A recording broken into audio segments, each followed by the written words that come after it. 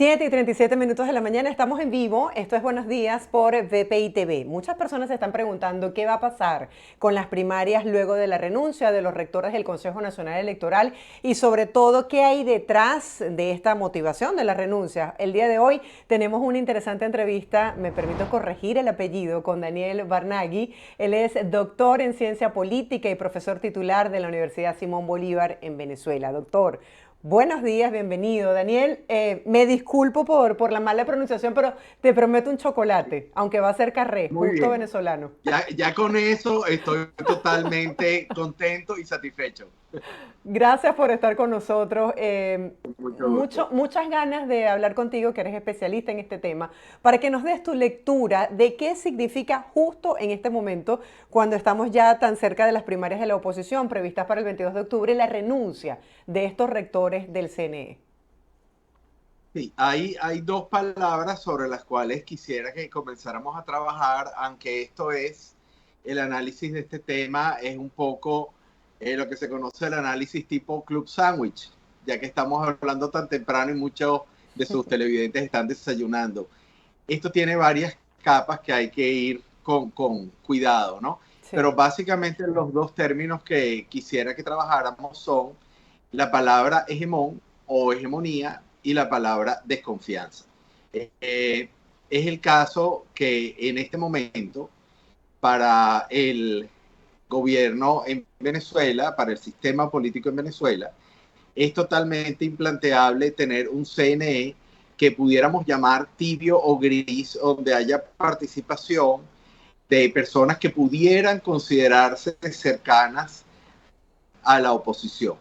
Eso es totalmente implanteable en este momento porque como nunca antes hay una serie de encuestas que hablan a la vez de la situación de rechazo del gobierno por parte de militantes del gobierno, o sea, incluso de miembros del PSV, etcétera, de tal manera de que hay una fragilidad, hay unas grietas muy importantes dentro de la aceptación del sistema político por parte de los acólitos, por lo cual las instituciones que son totalmente al mando o están totalmente al mando del sistema hegemónico tienen que radicalizarse. ¿Qué quiere decir radicalizarse? Hay que tener cuidado. Radicalizarse en la acción comunicativa. Es decir, no puede haber ningún espacio para que alguno de los integrantes del CNE pudiera no estar tan a favor del sistema político que existe en este momento en el país y que obviamente se enfrenta a unas elecciones presidenciales entre fines de 2023 y 2024. Por otro lado, de esa manera, bueno, todas las instituciones, para terminar, todas las instituciones, así como el CNE, va a pasar con la Asamblea Nacional, con el Tribunal Supremo de Justicia, con todas las instituciones públicas, bueno, necesariamente van a apretar las fidelidades. Eso por un lado. Por otro lado, el tema de la desconfianza, lo que más enraiza al poder y lo que más lo aleja del riesgo es generar un suficiente grado de desconfianza en la sociedad civil como para que el número de electores sea el menor posible, donde la mayor parte de esos electores puedan ser llevados a votar por parte de los acólitos del gobierno o los miembros del gobierno o el partido de gobierno. De tal manera que, bueno, ciertamente es un momento, una combinación peligrosa, donde evidentemente la sociedad civil pareciera que está viviendo el peor momento posible desde el punto de vista institucional. ¿Cuáles han sido los argumentos que se han utilizado para tratar de justificar estas renuncias? Es que el punto es que los argumentos públicos, en este caso en un gobierno que normalmente no tiene una gran fama en lo que significa la rendición de cuentas, es que las renuncias son actos personalísimos, lo cual por cierto no es mentira, lo que es totalmente cierto, pero que en este caso forman parte de una estrategia política que es una estrategia sumamente fría, bien diseñada y que de alguna manera se podía, entre comillas, anticipar. Claro, siempre después que pasan las cosas todo el mundo es sabio, como dicen por ahí, pero en este caso se veía venir que podía venir una situación con los poderes públicos de tal manera de consolidar las lealtades hacia el gobierno y aumentar la desconfianza hacia distintos sectores de la oposición. ¿Cuál es el impacto que tú consideras, si pudiésemos hablar de escenario futuro, que esta decisión pudiese traer en el proceso de las primarias? Sí, bueno, lo que pasa es que las primarias, aunque a mí no me gusta usar la palabra de que es una acción privada, es una acción grupal, no es una acción colectiva en el sentido más estricto del término. ¿A qué me refiero? Las elecciones primarias forman parte de una actividad política de una parte específica de la población que está ejerciendo, digamos, el derecho de su autoexpresión para poder ir luego a unas elecciones presidenciales que sí son un acto público y que sí tienen que estar llevadas adelante por el CNE. Entonces, claro, a nivel, digamos, de los distintos precandidatos para las primarias, obviamente ha habido diatribas importantes en cuanto a que si se busca el apoyo del CNE o no, si se hace de manera autogestionada o no, pero déjeme decirle que si bien hay una parte de la población que interpreta que esta situación genera una debilidad para con la situación de las primarias, hay otra parte de la población, vamos a llamarlo así, opositora, voy a usar comillas, que bueno, que en realidad básicamente piensa que esto es una oportunidad, uno, de mostrar que el CNE no es tan confiable y dos, que hacer las elecciones primarias de manera autogestionada es lo que garantizaría un resultado más transparente. Pero en cualquier caso, estoy totalmente convencido de que esto forma parte de una estrategia política por parte del sistema. Sí, por un lado hemos conocido cómo ha afectado el acompañamiento técnico del CNE en este proceso de primarias, la intención de voto de los venezolanos de manera negativa, y por el otro han hablado de la complejidad de hacer estas elecciones de manera autogestionada desde el punto de vista logístico por las exigencias que esto representa. ¿Cómo lo ves tú, Daniel? Bueno, la verdad que esto aquí es donde entramos en las capas de análisis, ¿no? Quiero recordar que en el 2012, cuando se hicieron las primarias, se hicieron de una manera que uno pudiera entender, eso va entre comillas, bastante autogestionada, aunque hubo algunos elementos donde hubo algún tipo de apoyo. Hacer unas elecciones autogestionadas no es imposible, ni mucho menos, sobre todo cuando son elecciones, en este caso, globalizadas. ¿Es difícil? Sí. ¿Hay tiempo? No sabemos. Pero desde el punto de vista técnico-logístico no es imposible. Pero genera desánimo. La situación genera desánimo en una parte de la población.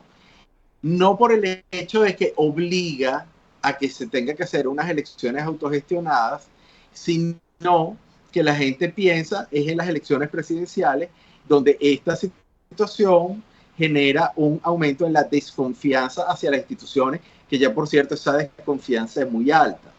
Entonces, bueno, ¿qué es lo que está pasando ahorita? Bueno, también hay que reconocerlo. Las elecciones primarias no son el único método para elegir un candidato unitario. Hay muchos métodos y Venezuela a lo largo de su historia ha atravesado por esa situación en otras oportunidades donde, por ejemplo, se han utilizado las encuestas y no se han utilizado las primarias. Entonces, bueno, el método de las encuestas o de decisión por encuesta es un método válido también, es un método alternativo.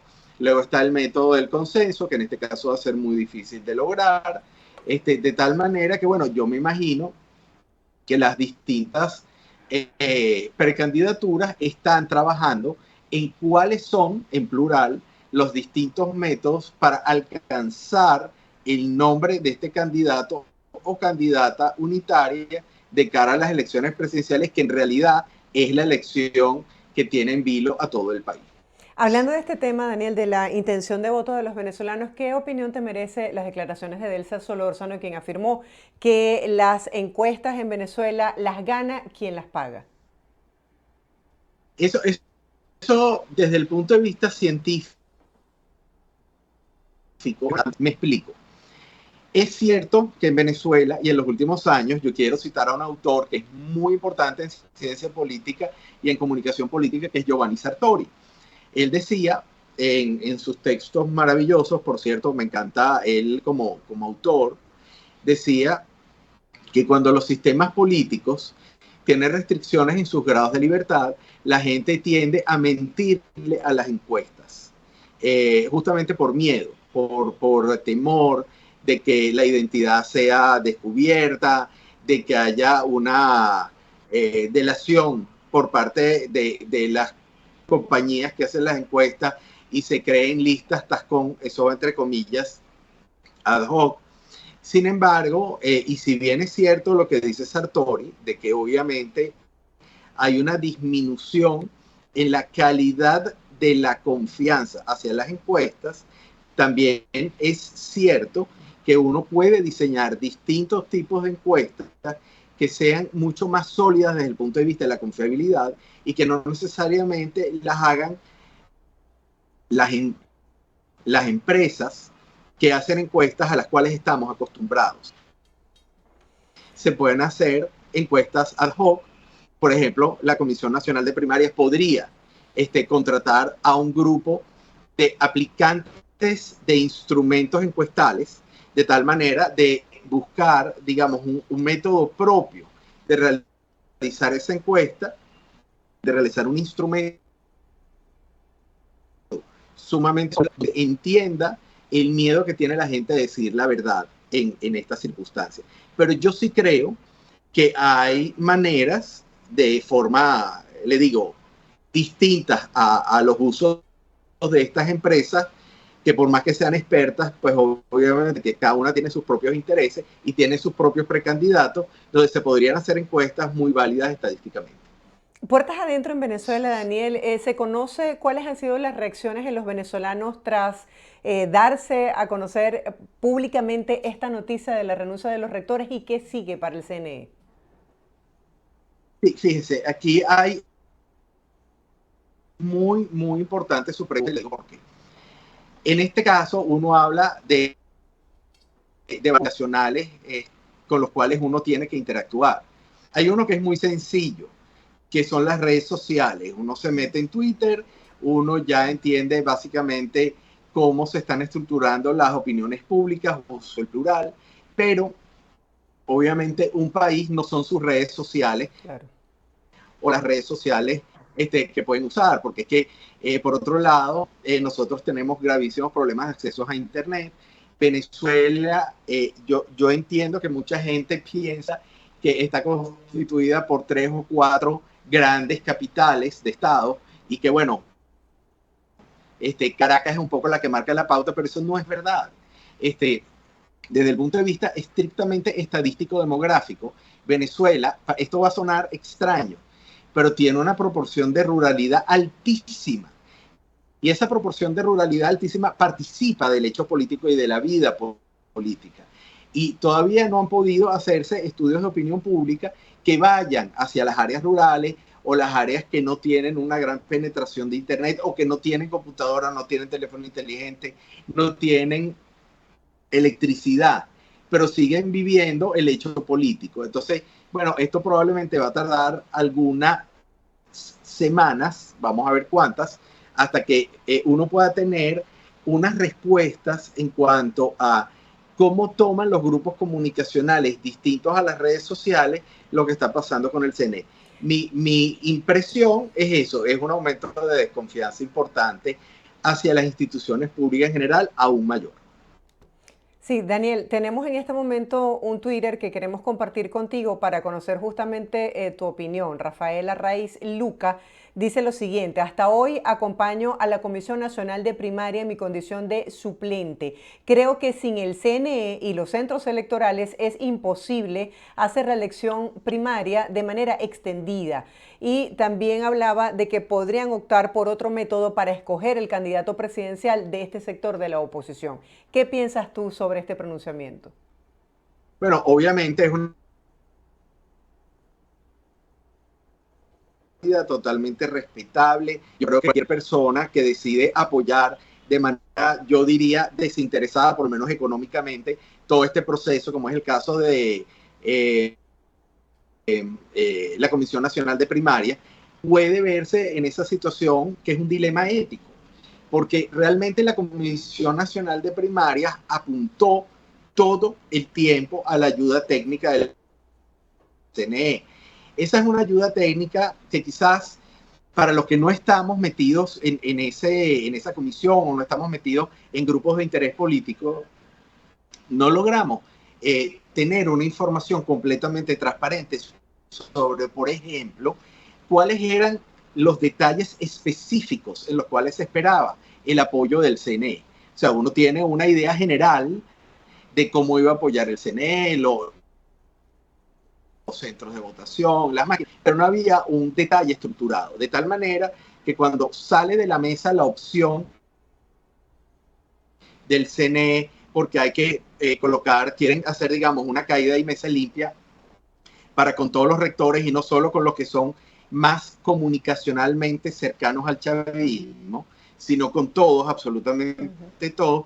Obviamente se va a generar un retraso en los tiempos de las cosas, pero también una diferencia en el grado de interés de apoyar el proceso por parte de la institución. Así que es posible que nosotros nos encontremos con un CNE que no le interese apoyar el proceso de las primarias de la oposición si tenemos un grupo de rectores completamente cercano, insisto, comunicacionalmente al sistema político actual. Entonces, bueno, obviamente es una posición que yo respeto completamente. Probablemente hay personas que piensen distinto a él, porque desde el punto de vista de proyectos, el hacer una elección, entre comillas, yo prefiero llamarlo selección, no elección, sino una selección autogestionada, no es tan imposible.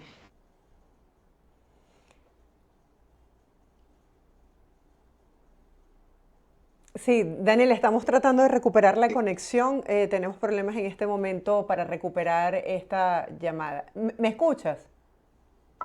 Sí, Daniel, te hago una pregunta como ciudadana que me imagino que mucha gente se la está haciendo en este momento. Si ya se conocía la predisposición de los electores venezolanos con respecto a la participación del Consejo Nacional Electoral, ¿por qué desde un inicio, cuando se tenía tiempo para pensar en un plan B, se tomó esta opción en vez de buscar la manera autogestionada? sí, sí. Realmente la pregunta es otra vez muy interesante, porque aquí hay una gran diversidad de opiniones que, como ya estamos acostumbrados de hace muchísimos años, no logran ponerse de acuerdo. ¿Okay? Primero tenemos que entender que la mayor parte de los partidos que integran lo que hoy en día entendemos como oposición venezolana son partidos de izquierda, no son partidos de derecha. De tal manera que tienen intereses comunes con el partido de izquierda imperante en el sistema político. No están totalmente divorciados, están divorciados de algunos personajes, pero no de las ideologías. Por otro lado, tenemos que entender también que en la opinión de muchos expertos, y son opiniones válidas, aunque yo quizás no comparta todas, el apoyo del CNE iba a ser un apoyo técnico, transparente y controlado por la Comisión Nacional de Primaria. En mi caso, que quizás tengo un pensamiento más orientado a la realpolitik, a la política realista, bueno, yo nunca lo vi así. Yo en lo particular me cuesta mucho entender que una institución pública no forme parte de un sistema hegemónico que tiene más de 23 años en el poder. De tal manera que yo en lo personal no hubiera a una parte sistema quiere hacer una campaña política para cambio de sistema. Pero esa no es la única forma de pensar. Porque es que habiendo habido algunos rectores comunicacionalmente más cercanos a la oposición, entonces se iba a tener un mayor control de los procesos internos del CNE, por lo cual se presumía, eso va entre comillas, de la buena fe, y entonces se iba a hacer un proceso de ayuda técnica totalmente transparente. Entonces, el tema es difícil, o sea, es muy cómodo para mí decir que hay una posición correcta y una incorrecta, pero por detrás de cada uno hay argumentos que son importantes, son válidos, y hay que entenderlo. Yo tengo mi opinión personal, pero obviamente otros compañeros, otros colegas, incluso académicos de mucha reputación, piensan distinto a mí. Y tenemos un ejemplo del ámbito del mayor que está ocurriendo con la desincorporación de personas muy valiosas de la Comisión Nacional de Primaria, habida cuenta de la renuncia de los rectores.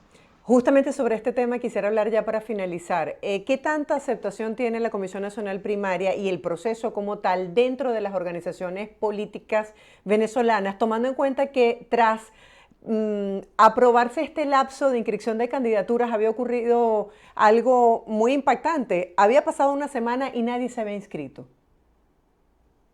Sí, bueno, otra vez, ¿qué es lo que ha pasado en los últimos más de 23 años?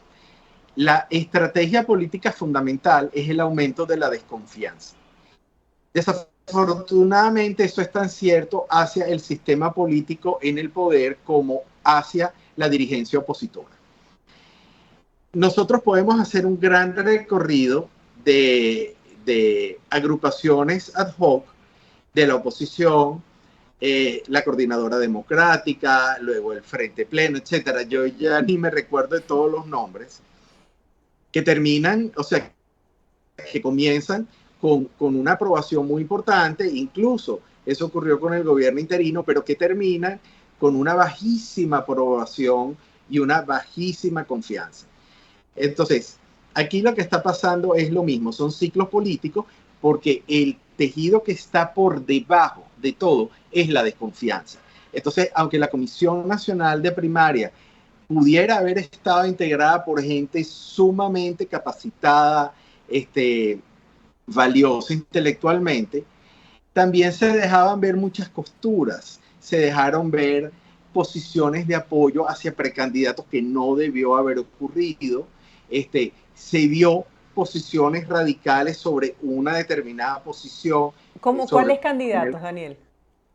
Bueno, hay apoyo importante, por ejemplo, hacia Enrique Capriles, por parte de algunos miembros de esa Comisión Nacional de Primaria. Y tenemos que recordar que esos miembros de la sociedad, de la Comisión Nacional de Primaria, tienen vínculos con partidos políticos. Primero Justicia, Voluntad Popular, etcétera, etcétera, etcétera. Entonces, bueno, ahí el tema de la pureza es imposible, porque muchos de los integrantes de esa Comisión Nacional de Primaria van a estar en esa comisión para representar intereses políticos partidistas.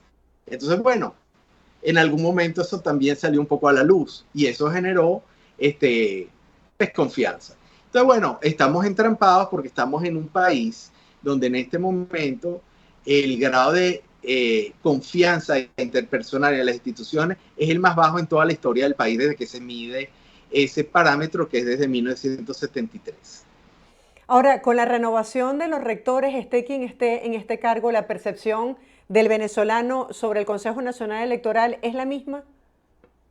No, va a cambiar hacia que es un Consejo Nacional Electoral mucho más plegado hacia complacer el hegemón, el sistema hegemónico, que a generar esperanza de posiciones más intermedias. O sea, este cambio en el CNE no es para favorecer a la oposición, sino es para favorecer la permanencia en el poder de quien lo tiene. Y eso la gente ya lo entiende, ya lo sabe, ya lo ve. El venezolano en ese sentido yo creo que ha ido perdiendo la inocencia política hace ya bastante tiempo. Claro, y eso justifica la apatía. Daniel, gracias por este análisis, por esta conversación tan amena. Feliz día y feliz fin de semana para ti. Igualmente para ti y para todos ustedes. Un gran saludo. Te debo un chocolate. Feliz día. ¿Cómo no? Será bienvenido. Feliz Era día. Daniel Barnaghi conversando el día de hoy sobre qué va a pasar ahora tras la renuncia de los rectores del Consejo Nacional Electoral y cómo esto pudiese afectar o no la intención de voto para estas elecciones primarias de la oposición. Nosotros hacemos una breve pausa, ustedes no se aparten. Al regreso tenemos mucho más de Buenos Días por BPI TV. De inmediato el pronóstico del tiempo en Venezuela y ya, en breve, volvemos con más.